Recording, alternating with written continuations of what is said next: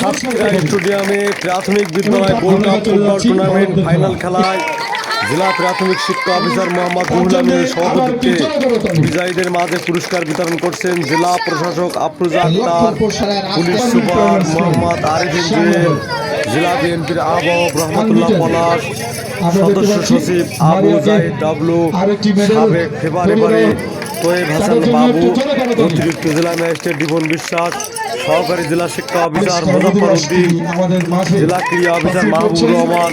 এ সময় জেলা প্রশাসনের বিভিন্ন দপ্তরের কর্মকর্তা, ক্রীড়া সংস্থার নেতৃবৃন্দ, বিভিন্ন শিক্ষা প্রতিষ্ঠানের প্রধান শিক্ষার্থী উপস্থিত ছিলেন। প্রতিযোগিতাপূর্ণ খেলায় টান টান উত্তেজনার মাধ্যমেই কিন্তু শেষ হলো। খেলায় বিপুল সংখ্যক দর্শকদের উপস্থিতি লক্ষ্য করা গেছে এবং বিজয়ীদের মনের যে উচ্ছ্বাস এবং আনন্দ উপলব্ধি হয়েছে সেটি নিশ্চয় প্রশংসনীয়। এই খেলার মাধ্যমে আগামী দিনে সাতক্ষীরা তরুণরাই এগিয়ে যাবে জাতীয় পর্যায়ে ভালো খেলার মাধ্যমে।